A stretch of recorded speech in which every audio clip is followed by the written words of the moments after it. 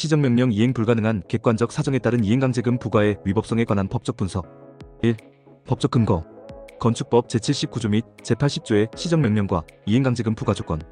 건축법 제79조 위반 건축물 등에 대한 조치. 허가권자는 건축법 위반 시 건축주, 소유자, 관리자, 점유자 등에게 시정명령 가능.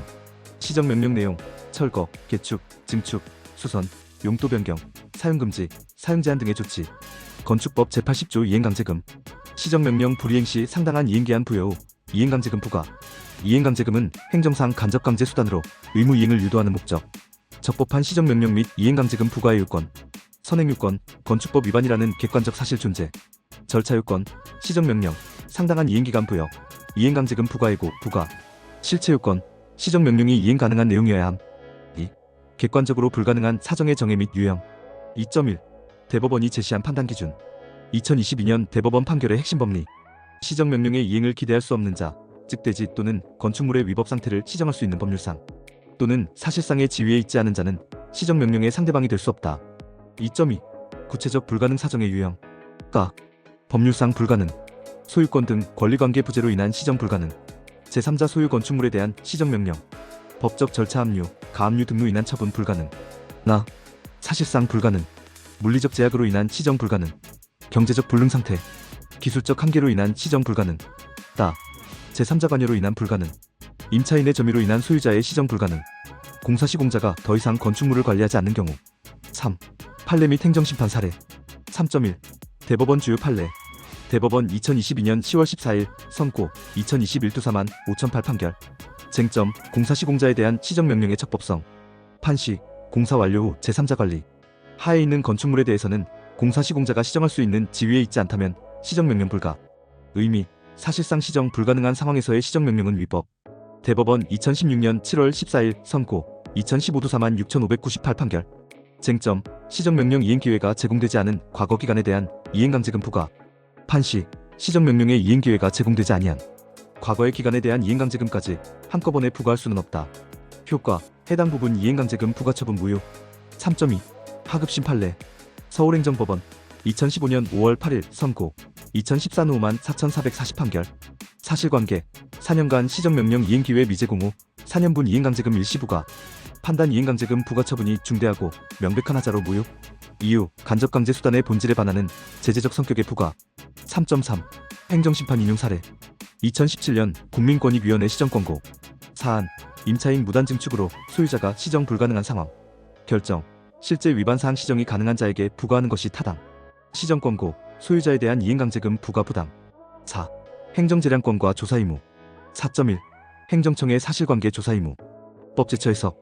행정청은 이행강제금 부과 전 시정 가능성에 대한 구체적 사실관계 파악 의무. 객관적 불가능 사정이 명백한 경우 시정명령 자체가 위법. 4.2. 비례원칙 및 공정성 원칙 적용. 행정심판 판단기준. 시정명령의 목적 달성 가능성 검토. 상대방의 이행능력 및 객관적 사정 고려. 과도한 부담 부과 여부 검토. 5. 권리구제 방안. 5.1. 의견서 제출을 통한 사전 대응. 처분사전 통지 단계. 객관적 불가능 사정에 대한 구체적 입증자료 제출. 제3자 권리관계, 물리적 제약사항 등 소명. 대안적 해결 방안 제시. 5.2. 행정심판 청구. 청구 사유. 시정명령 자체의 위법성, 객관적 불가능성. 이행강제금 부과의 위법성, 실효성 부재. 절차적 하자, 사전조사 미실시. 구제 가능성. 객관적 불가능 사정이 명백한 경우 높은 인용률. 부분 인용을 통한 감경 가능성. 5.3.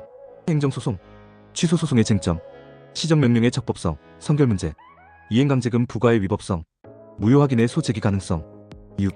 정책 및 학계 의견. 6.1. 법제처 유권 해석. 2018년 법제처 해석. 시정명령은 이행 가능한 것이어야 하고 이행이 불가능한 시정명령은 무효. 객관적 불가능 사정에 대한 행정청의 사전 검토 의무 강조. 6.2. 학계 의견. 건축법 개정 논의. 이행강제금 감경사유 확대. 2016년 개정.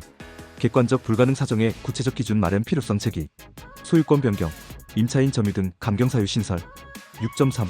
국민권익위원회 개선 권고. 제도 개선 방향. 시정명령 전 객관적 이행 가능성 사전 검토 의무화. 이행강제금 부과 시 개별 사정 고려 강화. 선의의 소유자 보호를 위한 감경제도 확대. 7. 실무적 대응 방안. 7.1. 객관적 불가능 사정의 입증. 필요 증빙자료. 등기부등본, 임대차 계약서 등 권리관계 증명서류. 물리적 제약사항에 대한 전문가 의견서, 제3자 점유 상황에 대한 객관적 자료. 7.2. 단계별 대응 전략. 1단계, 시정명령 단계. 객관적 불가능 사정 소명을 통한 시정명령 철회 요구. 대안적 시정방안 제시. 2단계, 이행강제금 부과 예고 단계. 의견서를 통한 부과 중단 요구. 감경사유 해당성 주장. 3단계, 부과 후 구제 절차.